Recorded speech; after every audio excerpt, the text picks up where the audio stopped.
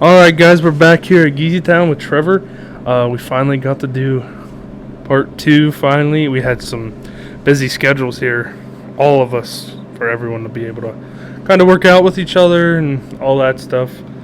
So, before we get into the podcast, I want to say some things. Don't forget, we're doing the giveaway tickets, $10 a ticket. If you want to sell a pack of tickets, get a hold of us.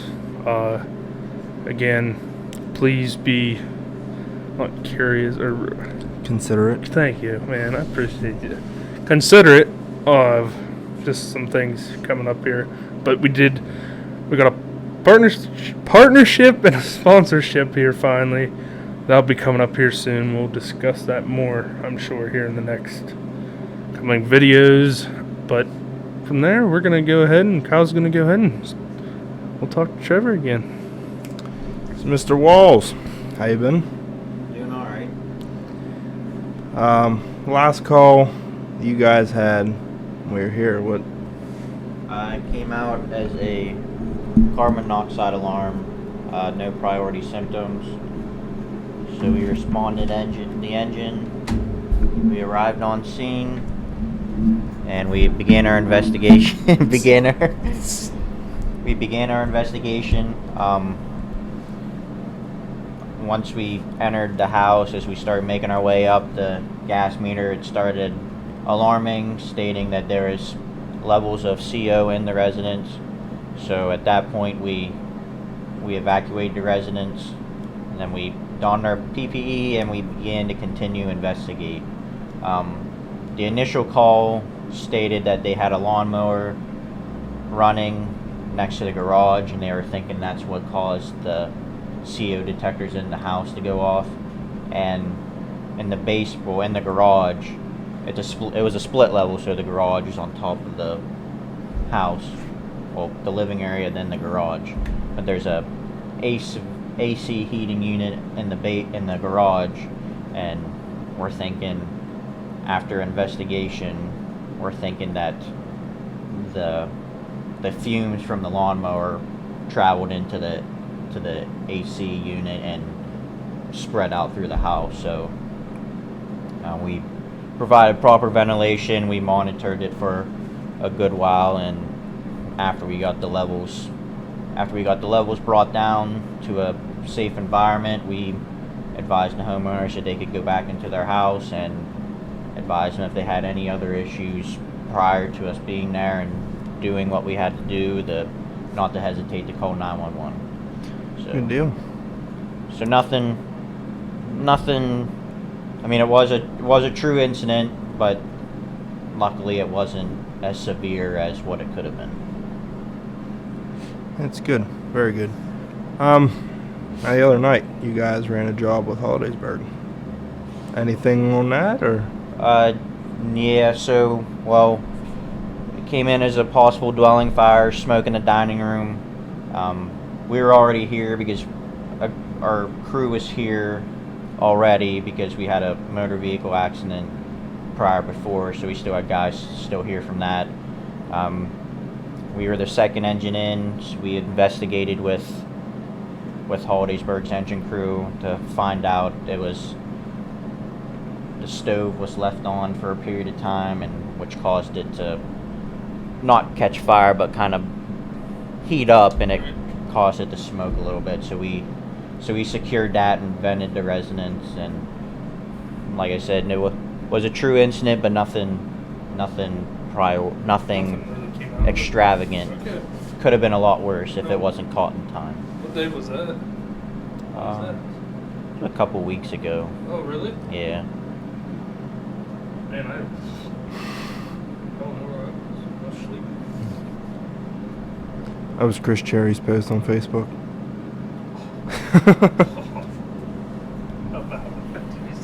Yeah.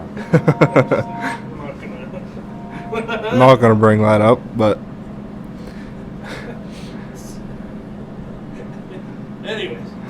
anyways. So, you guys have the new Scott packs. Yep, we received those last Tuesday, and we officially put them in service over the weekend. So. Are they nice? You like it? Yeah, they're nice. They're really nice. Right now they're still stiff. They need to they need to see a little couple bit. drills, huh? Yeah, just till we get them broken and stuff, it'll be like that. But overall, they're really nice. You were MSA, right? We were MSA forever, basically. That's when I seen Scott. I was like, So it's definitely a big change for us. But what's your thoughts? I mean, it's not bad. I mean, like I said, I've used Scott packs before just for training stuff, but it's definitely, I mean, it basically all operates the same, but it's definitely a lot more, in my opinion, it's a lot more comfortable. You know, it's a lot lighter. It doesn't feel like you have a whole bunch of weight on your back. That's what they said. Like, yeah, East Freedom going too. I think. Yeah. Yep. Who else? Or is that just you two? I think it was just us two. We applied for a grant and both of us got accepted for it. We received 29 of them. So the way the grant was written, we had to get one for every seat, for every riding seat and apparatus. So we got them for everything. Yeah. So our three primary rigs that hold the air packs they have them in service, and we have extras in our relief office for training purposes and stuff like that. Yeah. Now you Chiefs get one? It's been talked about. It's still kind of in the process, so I don't know if that's gonna happen or not. I think it's a good idea. I did too. Yeah, Yeah. Do you guys have separate gear? Do you have two sets? Or? No, I mean I have my own set in my car. Right. Then the chief and the deputy, they just carry their own because they respond direct POV a lot more than what I do, since I live right next door. Right. So normally if I hear one or the other, I normally just come to the station. So it doesn't really affect me much, Right. but it's not a bad idea to have. I'm all for that. Like, me personally, I know it's hard with volunteer, but I think everyone's two sets. Yeah, I mean, on my perspective of it is that if I'm responding POV, I'm probably gonna have command, so I'm not gonna be wearing it, obviously. But like, you know, if you're coming from a distance somewhere and you can just meet them on scene, you have it there, so that way you can go to work and stuff. Because we have two extra ones. And like our special unit, or what we can call a squad, or you know. Yeah. But that's what we had too. So like some guys will just, when they have power, just take two of them off. And, Yeah, that's what we mainly use those for just training. Yeah. Yeah, it's nice to have. I mean, it's nice to have the extras for training. Yeah. You know, so that way you're not stripping a rig. So that way, if you do get something, you can just throw them off and go. Yeah, that's like I said, I'm all for it. Like I think it's real good for Chiefs. Yeah. Now, do you guys have a command? No.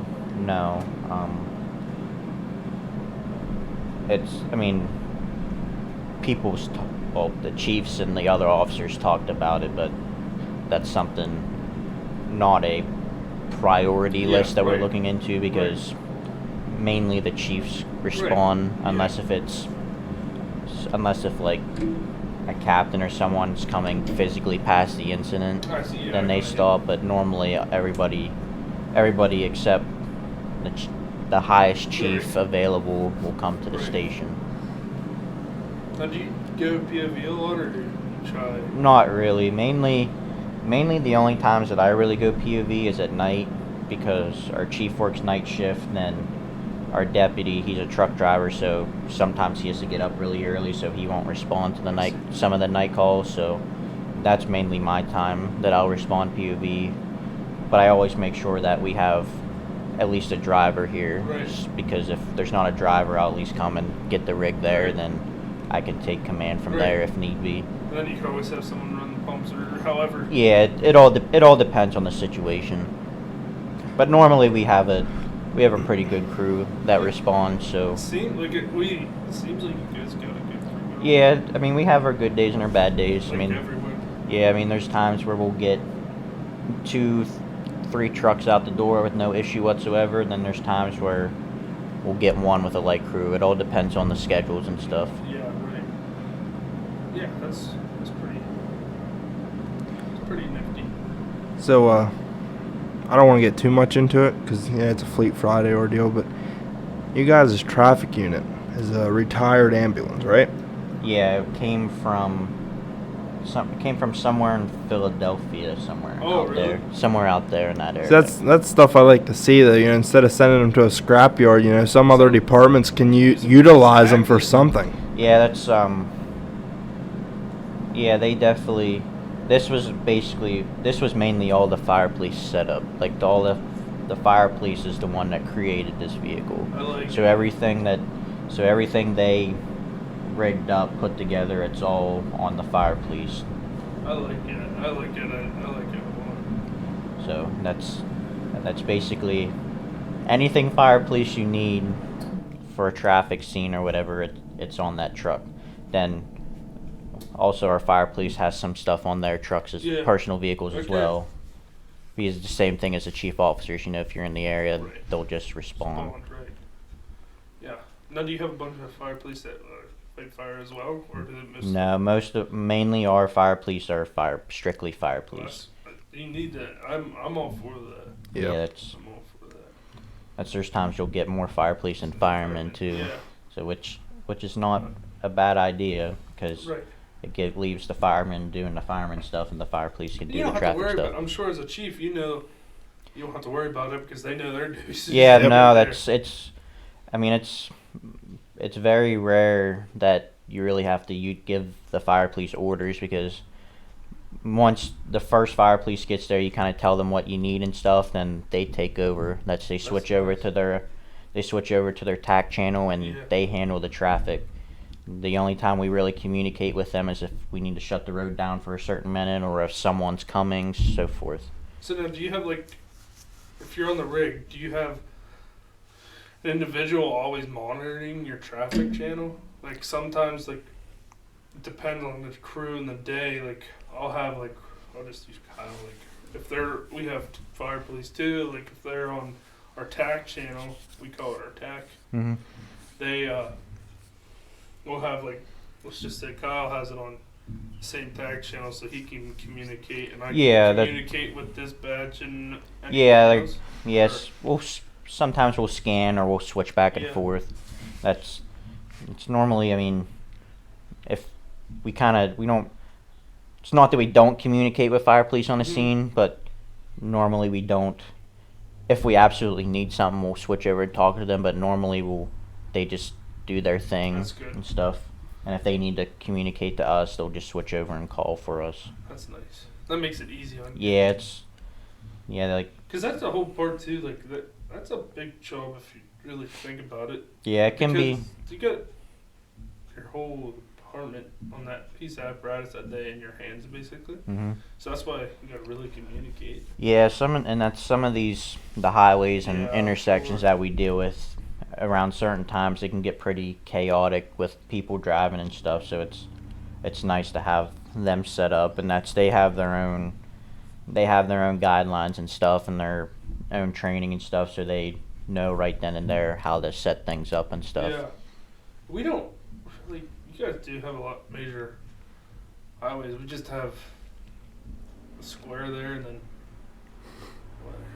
866 and 164. Yeah, that's about it. We don't have major Yeah, we got. It's a lot of traffic for where we're from, Martinsburg here, but it's not. I guess you get people from Saxton and Hopewell or through there or Williamsburg. Yeah, we get people all over from Huntington, Williamsburg, Hollidaysburg. Yeah, there's times they can get backed up pretty bad.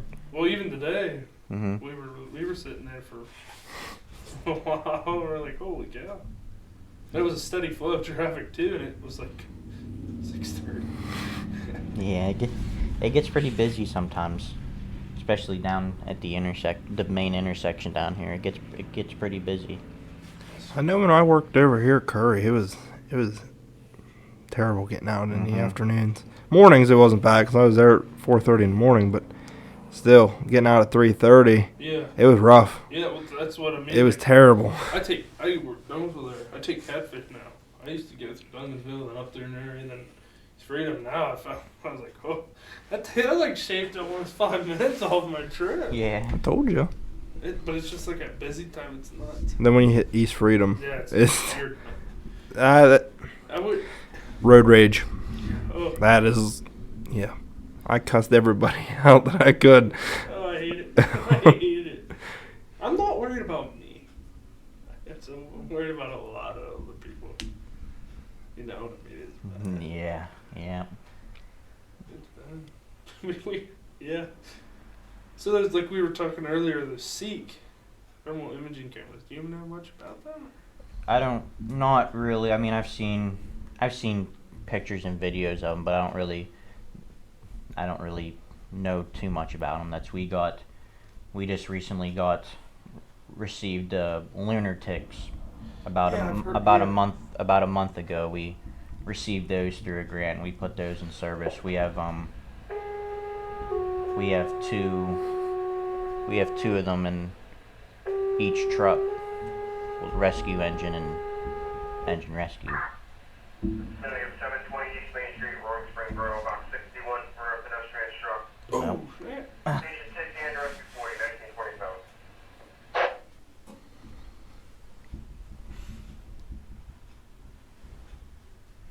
What are you looking at, Bert? You got me like those are good. But yeah, like that's what. Sorry about that. Jeez. I was waiting for him to keep going. I know. I was like, oh, man. I know. 260 South Cycle. But I'm really trying to look into these Seek for on our truck. Just put them on our truck. Yeah. We had a Scott imaging camera that tracked packs, but we never programmed. The track packer with Yeah, the whatever. pack tracker. Yeah. Yeah, that's when they were doing the demos, they brought that up, and it's nice. Yeah. It's a nice piece of equipment, but It's so heavy. Mm-hmm.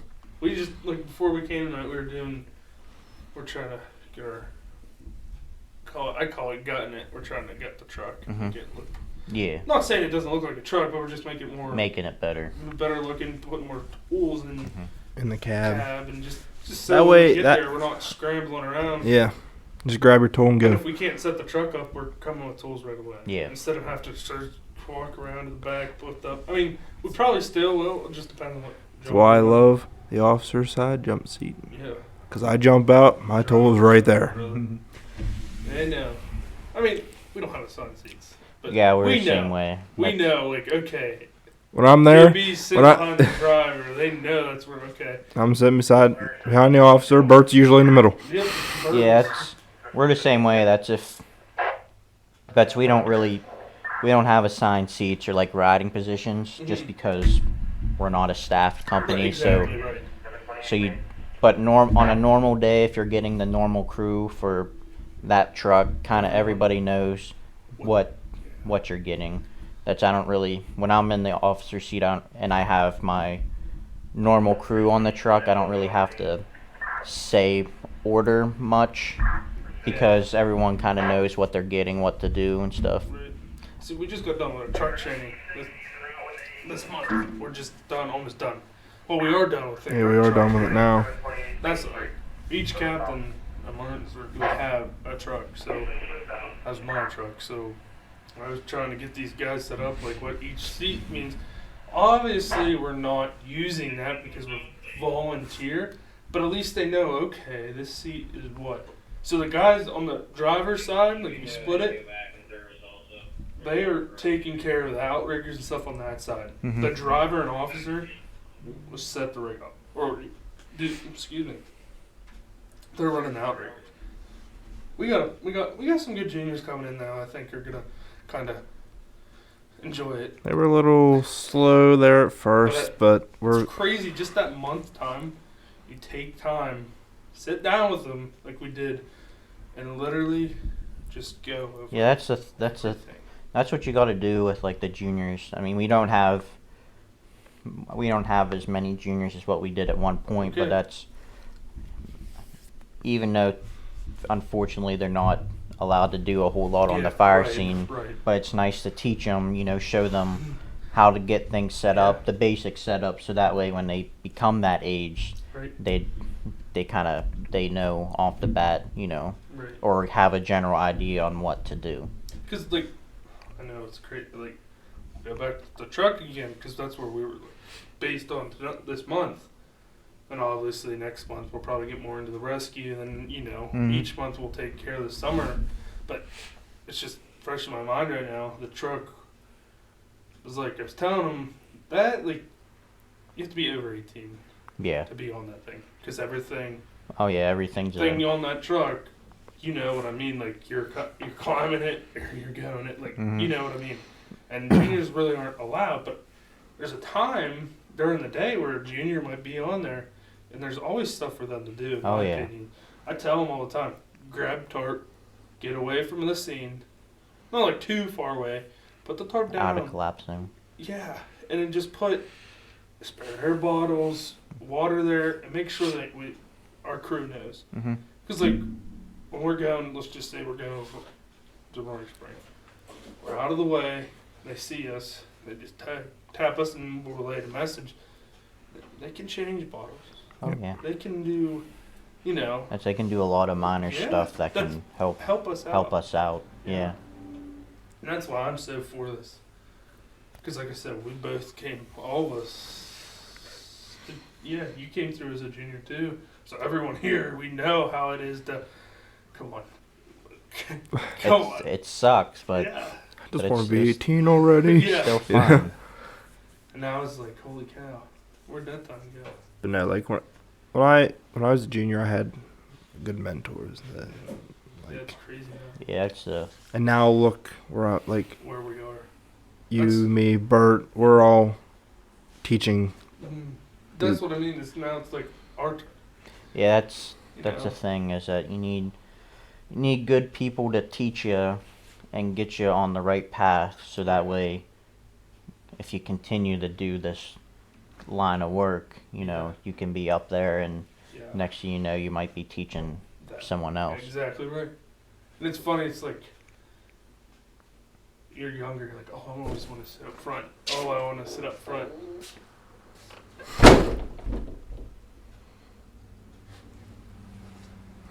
Shaving or something? Excuse me? Are you shaving or something? Oh, flip the back.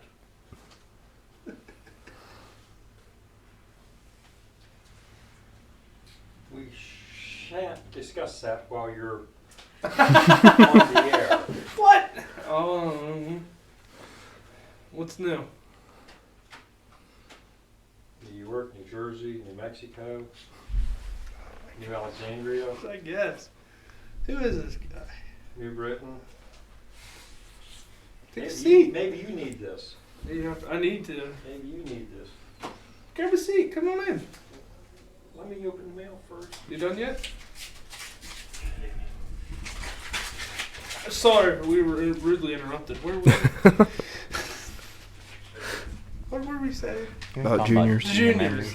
Yeah, like it's pretty sweet seeing where we came from and where we are now. Just remembering as a junior,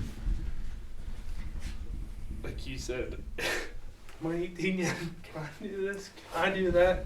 That's I'll be 24 in June, and that's when I started in 14. From 14 to now, it's a short period of time, but a lot of things have changed Yeah. since then. It's I'm telling you. kind of crazy. Well, you stepped the game up, I'm gonna say, and that's where we all look forward to. Yeah, You know? That's a good feeling. Like, oh, okay, this actually, wow. I mean, when you were a member, you had a chief. What was it? Who was the chief when you remember? Denny Walls. Oh, that's right. Who's that guy? Are you not coming on? Do I just barge in? You did. Yeah, but I'm off screen. That's all right. So how you been? Good. Good. Anything new and exciting, except for New York, New Jersey, New Mexico, New Orleans, or whatever you said? That's a generational thing you wouldn't understand. Oh man, now we're gonna get you. Sorry. Can you slip your mic over, Kyle, and put it between? I'll put it between you. Skinny. Come on, Skinny. Come on, Skinny. So what's up, Mr. Walls? Just come back from supper with the supper club. Supper club. What we did tonight? Cracker Barrel. Oh. Ooh. So, fellas and ladies, we have Denny Walls. Mr. Walls. His uncle, not his dad. Yeah. The Brian's. Yes. Anyways, that's your brother, I guess. Yes. Okay. You've been in the service for how long? Technically all my life, officially since 79. 44 Really? years Good deal. Good deal. officially. And you were chief for how long? A couple different, well, since 91 I was one of the chiefs, Okay. and then 09 I became chief. 14 there was a break, got back in 15 and ran till 20, and I'm on break right now till who knows when. Yeah. Wow. We were just talking about the junior, me and him, and we were just saying how. Did you come involved in fire company as a junior member? Yeah, but back then the age was 16. That's why I only have. We had a couple kids that needed some that we wanted to get before we lost them. Okay. So the rules got changed to 14, which was the minimum based on state regulations, Okay. to grab a couple kids. Got them, then a couple of the extras that came along later caused some issues. So we put the age back to 16 for a couple years. And then somebody says, let's try the 14s again, but let's change the rules a little bit, make them a little bit more stricter. So nowadays with a 14 or 15-year-old, one of the parents or guardians has to come along as well. A 16 or 17-year-old, just the applicant can come along, because with the way society is now with discipline and things like that and maturity levels, that's why that was put in place. Yeah. Yeah, that's crazy. It's funny though, like how it changed over time to hear. Yes. Just. Yes. I mean, as you like, nothing. I'm just saying, as you seen it, like, you know what I mean, like you've Oh, seen yeah. it change. Oh, yeah. Yeah. You've seen departments change. You've seen the way everything is now. You've seen people come and go. I'm sure. Yeah. I mean, in just the time I've been in, I've seen people come and go left and right. Mhm. You know, it's hard to find your actual. Yeah, I mean, we have our good years and our bad years. We'll have a streak of some really good people that'll come in, Yeah. you know, young and stuff. Then, you know, as they get older and they find their own careers and stuff, they back off a little bit. Then sometimes even later in time they'll come back, or we'll get a whole new group in. Yeah. It's kind of a repeating process. Yeah. Yeah, and that's a lifetime ago, a class I took. The instructor, based on data back then, they figure the average turnover was about 6 years. A person would come into the volunteer service for about 6 years, and either because life changes with family or jobs or whatever, they'd be in or out about six years on average. Yeah. But then you'd have your lifers like some of us, and like Trevor said, you know, you'd have people disappear for a while, and then after Yes. their Yeah, kid right. after they get Yeah. reestablished, whatever, with the family, with the kids getting older, whatever.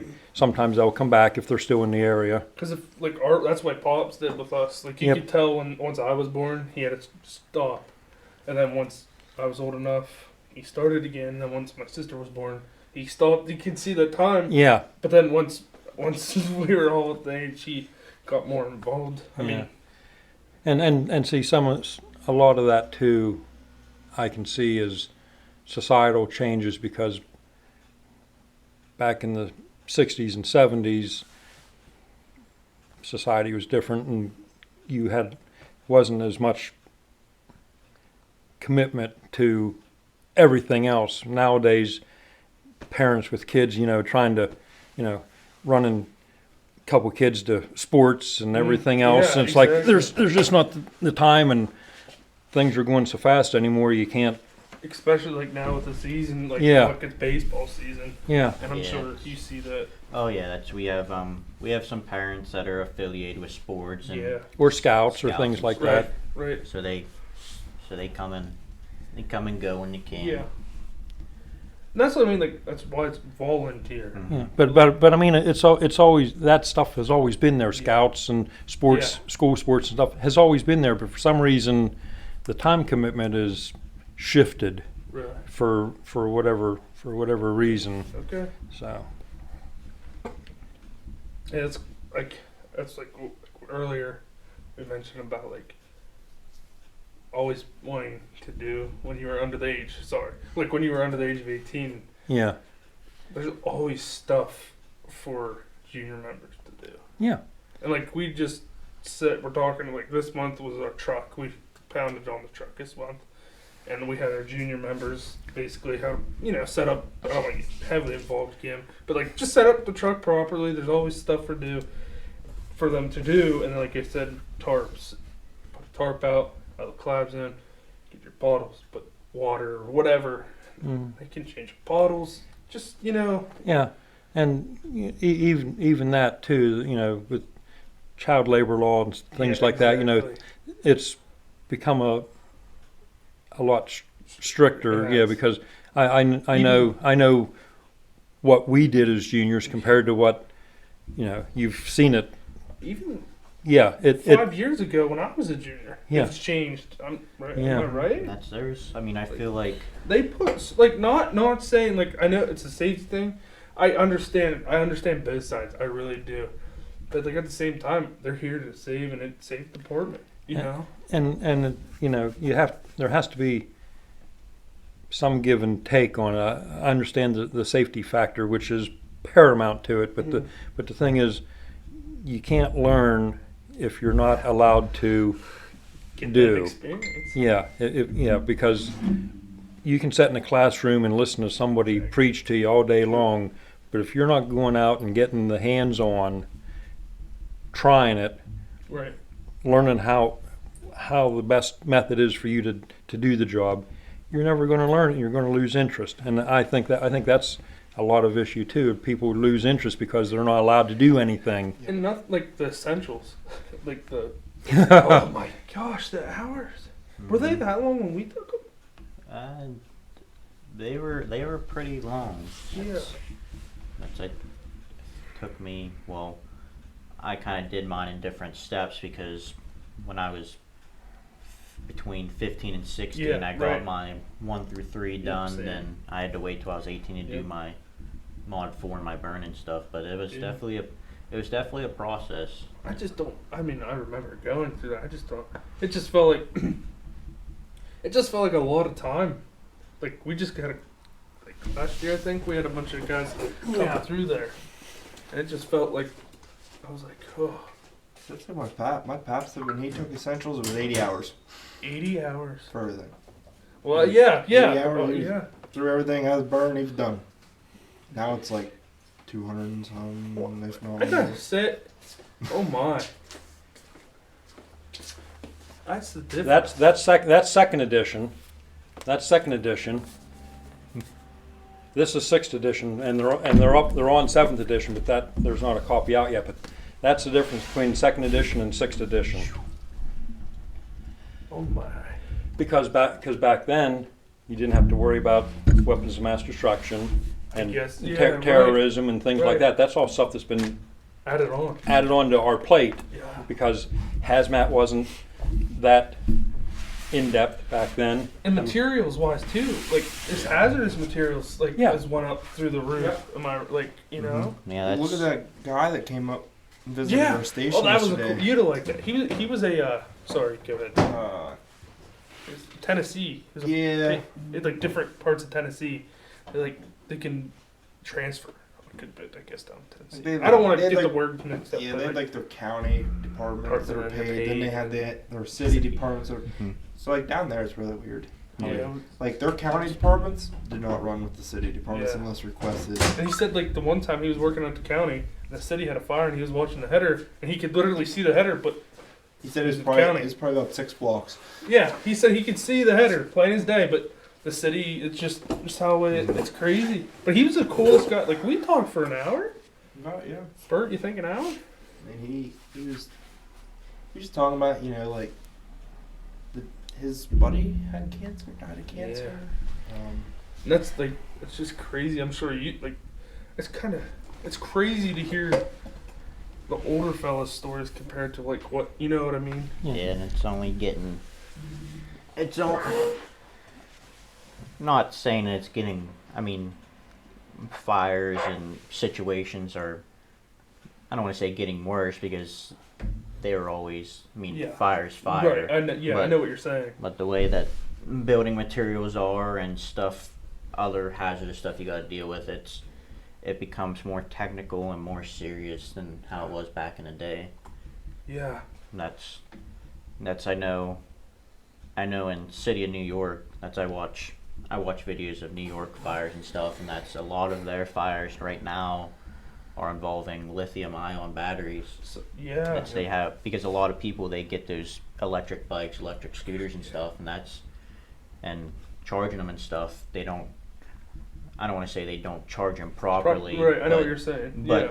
it's causing fires. But like, just watching the videos, you would think that a simple e-bike fire would be sprayed down and done. Yeah. It's like a whole Well, process. yeah. Like they call in the hazmat team. They have to physically store their batteries in a proper container and stuff. It's I'll have to just like watch some of that. You it's said it's crazy. on YouTube.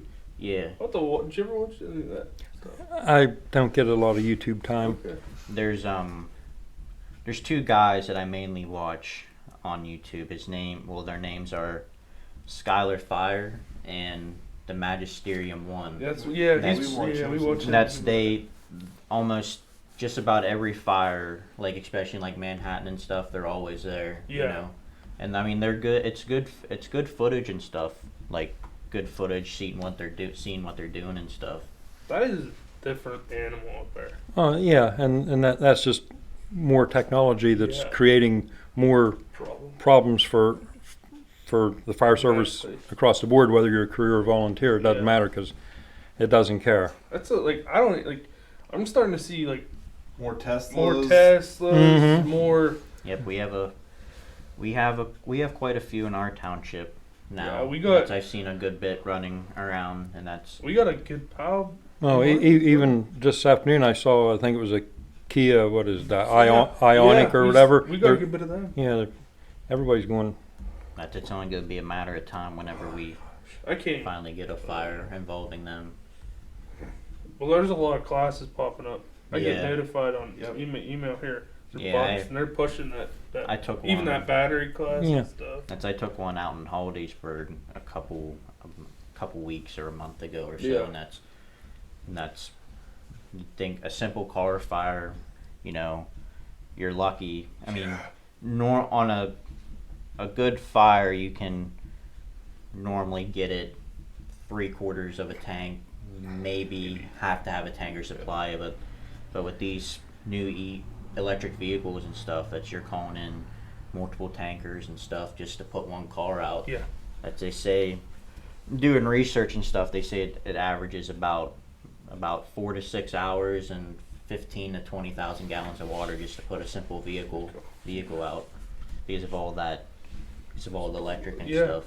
And like we said last time, that's where I think we're gonna see a lot of mutual aid starting to come an effect on some of these simple. They seem simple, but they're not going to be as simple. Just car. And it's not going to be for engines. It's going to be for tankers. So that this is where the task force concept comes into play. You have a electric car fire. You call out a tanker task force, and hopefully that's enough water to take care of the situation.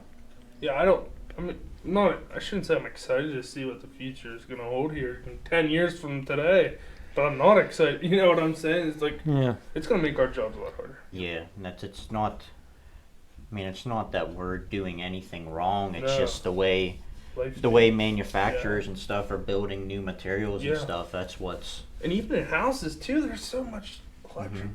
You know what I mean? Yeah, we have a lot of new houses being built and stuff, and that's the way the new construction is. It's sad, but at the same time, it's nothing we can do because once it takes off, you can't stop it. I mean, or at least make a good stop. You know what I mean? Unless you get there like right away. Yeah, like some of these newer houses, like your I-beams running across like in your basement and whatnot, they're just simple OSB board Glued together. Yeah, like people don't understand that's not safe for us because if you have a fire in that basement, when we go in that house, even just one person's weight, it could be a light guy, skinny, scrawny guy, you're going through. Yeah. Like I just thought of that. Like, not this particular part, it's different, but the kids that have those lights wrapped around the room. Oh my gosh. I'm not trying to say bad parenting. I'm not saying that, you know what I'm saying, but I'm so against those lights. Yep. Yeah, and I was talking to he was an old neighbor. I was talking to him about it. And I told him I'm so against those lights. Because they're putting that like that cotton over. Did you ever see like make it look like clouds and like lightning and stuff? Oh, do you know how many house fires I've read just caused from those lights? Yeah, I mean, I feel like no matter what setup you have, whether it's safe or not, I mean, you still have the chance of. I mean, anything can be 100%. You could do anything 100% safe in the correct way, and something could still fail. I agree. So I get what you mean. That's just the new technology and stuff. It can be scary sometimes. Yeah, that laugh if you want, but some of the kids your age and stuff that I just follow for entertainment on Snap and Instagram, most all of them have that, and it's like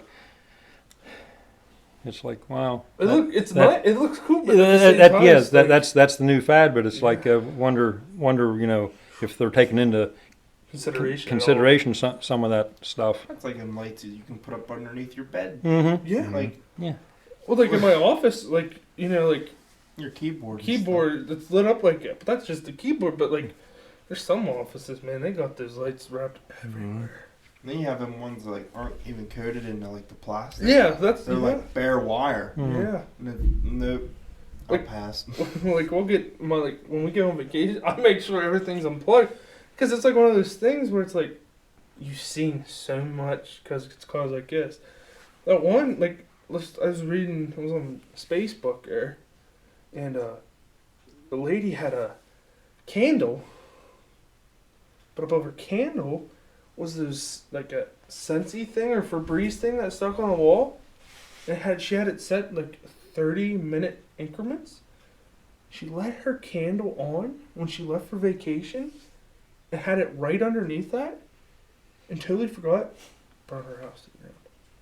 Because 30 minutes shooting a fireball. The vapors, yeah. Yeah, that's crazy. That's crazy. It's like, bro. It's just like I'm not nothing like I don't know where it was or anything like that, but it's just a lack of common sense. Yeah. Yeah, that stuff sketches me out. Yeah. Like I see my grandfather. Let me tell you, he is bad for it. Don't get me wrong. simple little bare wire on the electric, like Yeah. extension cord, tape it up. But when you're taking 20 gauge extension cord to a 16 gauge extension cord, really, like he just. That's funny. But yeah, it's like I said, it's just crazy on what hazards now. I'm sure, like from what you've seen back when you were our age to more right now, how crazy the apparatus has changed, how crazy life has changed. To be honest with you, Some of the antique truck events I go to, and you see some of the stuff Yeah. displayed and still working, but it's like, wow, it's how'd we not burn the country down with some of the stuff? How did they ever keep it from burning down? But Yeah. sometimes they didn't. I mean, but it's like you just look at some of that stuff and compare. I mean, stuff still burns down today, even with the newest technology. But yeah, just have to wonder. But then, like, wow. Yeah, it is. It's crazy. Like my dad told me stories about even like, you know what I mean? Like, it's just crazy on how much stuff's changed. That's materials are changing, tactics are changing, And it's changed for the good, because I remember him telling me back then they were always running fires. Always running fires. I mean, someone's running fires here and there, but it's not. It's for the good. Like, it's not all the time. He said he remembers there could have been times where he, even volunteer, they were running fires all the time. Like I said, I'm sure you could be running fires almost every day of the week or something. It doesn't help whenever you have an arsonist or two Yeah, running around right, either. right. That just Yeah. Well, that's puts a whole new twist onto it. That's a lot of things too. I mean, it also goes back to the, how they're calling it in too. Yeah. Anything. From something like an outlet smoking or something, it's automatically dispatches Yeah. a dwelling fire, which I'm not saying is wrong, because I'd rather get there and it be nothing. Exactly. Whereas back in the day, if it was a fire, you were going to a fire. Yeah. Because like it'd be what. Now we have like the outside investigation, inside investigations. Well, they said there's smoke coming out of the outlet. They're hitting the whole dwelling complex. Mom. Hello? She didn't want to talk. She said no. That's funny. But yeah, like I said, it is pretty nuts just the way. But yeah. Well, guys, I think we're gonna wrap her up for the night. Yeah, I'd say so. Yeah, how about it? You've been here a while chatting. Yeah, I'm glad you stopped in, Denny. Yeah. I really am. That's funny. I looked in and I was like, hey! Yeah, thanks for putting Yeah, the old times back up on the table. the old guys still have stuff to contribute. It's just that the young guys need to want to accept it. Yes, and that's hard to find. Because I was just reading a article online from one of the trade magazines that the younger guys need to listen to the older guys for some of their stories and knowledge and learn from it, so you don't repeat the same mistakes. I mean, some of the mistakes aren't going to happen again because of technology and such, Right. but just That knowledge helps. yeah. Just have it in the back of your mind. Yeah, and you gotta remember too the difference between street tactics and book tactics too. Absolutely. That's That's what I teach my guys. Sometimes you have to break the rules. I mean, there's Good luck. I mean, there's obviously you listen to the book tactics, but you also go from your experience and doing street tactics. Makes it easier in the way 90% of the time how you're going to operate. I too. agree. Yeah, because the book's not going to be able to cover every possible situation. Exactly. You need to be able to improvise, but you have to improvise smartly. Yeah. You just can't. It can't be a free for all. Has to be thought through. Because like I always tell our younger guys too, or newer guys, I should say. Yeah, I was going. Yeah, Younger yeah, because guys. you're so freaking old. I feel like it, brother. But like I say, the newer members that come in, I always tell them, I said, this training here, don't feel like it's a walk in the park. It's not going to be this simple, smooth, you can see your hand ordeal. Like it's not going to be this easy. Like It's not. sometimes, like I've been on somewhere it was nice, easy, but there's somewhere it's like Yeah, it's kicking you. And there's new members, like there's people that I work with or I know that, you know, have recently joined a department, went through their burn and stuff, and it's like when they run their first actual call, they always say, that was like, I've never felt an adrenaline rush. It is because, like, when Like you that. think about it, like it's hot. Like our younger guy or the junior members, they're like, oh, it's so hot. And I'm like, you think that's hot? You wait until you get a basement fire, you know, and just something. there's still the rush to it but you learn to control it a little bit because Yeah. certain calls I still get excited, not excited, but I get Yeah. Oh, let's Yeah. come on, we got to get going a little bit. yeah. But then with my experience, I hope that it stays in check, that I get the rush out of it, but I don't make a mistake or Exactly. something like Exactly. that. You gotta have a head on your shoulder. And that's the teaching part that Yeah. that the experience comes from the newbie, Mhm.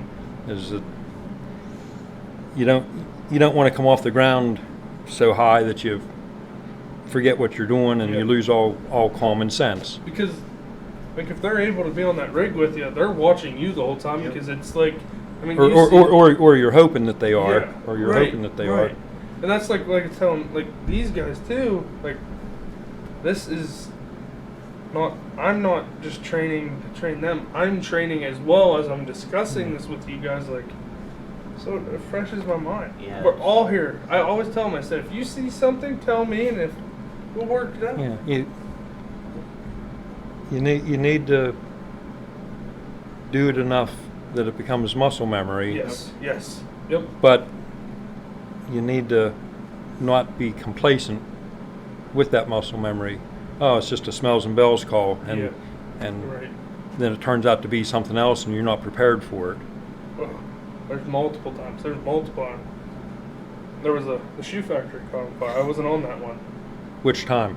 Let's see. The last time? How long was that? I was a junior, so years.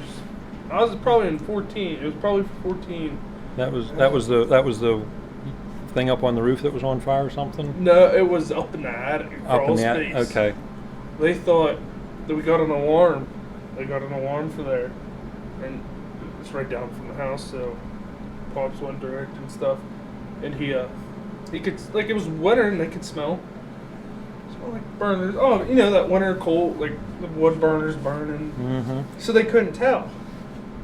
My dad's like, he did his 360, and the rescue had a light crew that day. It was like 4 guys. A driver, officer, 2 pack guys in the back. And Dad did his 360. As he went back around, he seen flames shooting out of the attic. And that's the prime example of where you always have to go in like, we got a job, or we actually have, you know what I mean? 'Cause you never It know. just upgraded. Yeah. To, This just got. oh shit. Yeah. Yeah. Exactly. Exactly. Yeah. Yeah. Like it's like there's a lot. Like it's funny to see people. Not. Times like I'm gonna bring this up. Like there's times where people get so frustrated with this that why didn't you respond fast? Why didn't you get there? People don't understand that we are doing our life. We are either in bed at 4 in the morning, or either at work. We got to leave work, drop some people can't leave work to go on these calls. and there's nobody around here that comes to mind that has a live-in program where you can get a rig out on the street in a minute, like a career company. Yeah. We all have to come from somewhere else Yeah. because we're not set up to do a live-in Yep. program. Would it be nice to do? Absolutely. Yeah, but then there'd have to be some internal Yeah. Right. Yeah. rules there, because you don't want just any Johnny come firefighter be Exactly. part of the live-in crew. It's got to be somebody that Yep. knows what they're doing. Or Yeah. It's hard. I mean, the plus for you guys that are in the boroughs and stuff. I mean, a lot of you guys live right there, so you Yeah. guys can get there pretty quick. Yeah. But like, we have our issue. I mean, it's not terrible because we can get out in a decent time, but there's times where it's like, you know, you're waiting for someone that lives on the other side of the Yeah. township, Right. and it takes a couple minutes. Right. And it's not that they're messing around trying to get in there. Yeah. It's just with traffic and Exactly. stuff like that, and it's Yeah. or weather conditions, road conditions. Yeah. You know, that all plays into it. Yeah, because like during the week, Monday to Friday, from 7 to 3:30, every day I'm not in town. Potluck. Yeah. Yeah, I'm not around. He's not, like, there's a pile of guys that aren't around, and then Bert lives out of the borough, so it's like by the time he would be able to be around, he's like just traffic, day traffic. I mean, it's just one of those things where it's like if you're home, it's like one of those. yeah. Like, I live in the borough. Like, we got a handful of guys that live in the borough, but we also have a pile of guys that live out in the township. Yeah, I mean, we have a couple that live close by that can get here pretty quick, and then you have your outskirt guys Yeah. that are a distance away. So that's You get the first rig on the street, and then the second, third, Yeah, and fourth exact- yep. fourth rigs are lagging behind just because of travel time. But Yeah, generally, the first rig on the street can get out yeah. within the recommended Yeah, amount like, of time. Yeah, it's like most of the time, like on weekends, sure we have a good bit of guys that hang out at the hall, and that's when we get out the door in that what 2-3 minute time. Yeah, I don't know. You know, Yeah, I'm just yeah, throwing numbers yeah. out. But- It's just one of those things where, okay, but then during the weekdays, it's like, I mean, during the day, yeah, evenings are different. Like once we're all Yeah. home from work, Yeah, it's- we can get out, but it's always the day calls or the That's early weird, morning yeah. calls Yeah. where. we have the same issue. That's our evenings we're pretty good because normally everybody's available. Yeah, we could Then- we could probably roll 3 trucks out in the evening. Yeah. Like, you know what I mean? I'm sure everyone's like that, not just us Yeah. and you guys. I'm just saying, I'm sure everyone's You like work, what, 20 minutes away? 15 minutes away? Yeah. I work a half hour away. Right. The only time I'm running a call, leaving work to run a call, is if it's something big in the Like, borough, I mean, or right. it's Southern Cove, because I'm just right over the mountain Yeah. from the Enterprise. So it's like I usually meet. Sure. But other than that, There's for me, like there's not even a point for me to even like. So it's just one of those things, like. Yeah. But then the time estimation is always different, because whenever you're sitting there waiting for a fire truck to show up, it takes forever, and you're looking at your watch, and it is only Yeah. it is Right. only a 5-minute response time. Yeah. But standing there waiting, It feels like a lifetime. it feels like a lifetime. I think we brought this up in the last podcast. yeah. I was at Sadie's, or my girlfriend's house, and Southern Cove got hit off her dwelling fire right up the road from her house. And I was like, well, it would be silly for me to run through town to go back there. So I just drove up the road. I mean, I was there pretty quick, and it's like you just sitting there watching it start to look out of the eaves and start, and I'm like, come on. You looked at it, they were at their hall, and it felt like a lifetime, but really it was only. And that's why it's like, we're hurrying. We're not just. Yeah. And then on the flip side, whenever you're Yeah. responding and Yeah. passing somebody, Yeah. whether they're in a vehicle or Yeah. or walking or sitting on the front porch, just like, well, that fire truck was doing 90 miles an hour. Well, I'm sorry, but none of our trucks do 90 miles an hour, so Yeah. so your speed estimation is wrong. So we weren't being reckless because we weren't doing 90 miles an Yeah. hour, because we were only doing whatever, Whatever, yeah. whatever And we are, like I said, we're trying to get there as quick as possible and as soon as we can. Yeah. Our trucks don't go from 0 to 60 just like that. No. Yeah. So, and then that's what I mean. lot of steel. And a lot of water too in some apparatus. But that was fun. I had a good evening tonight, fellas. Yeah. Thanks for coming on, Denny.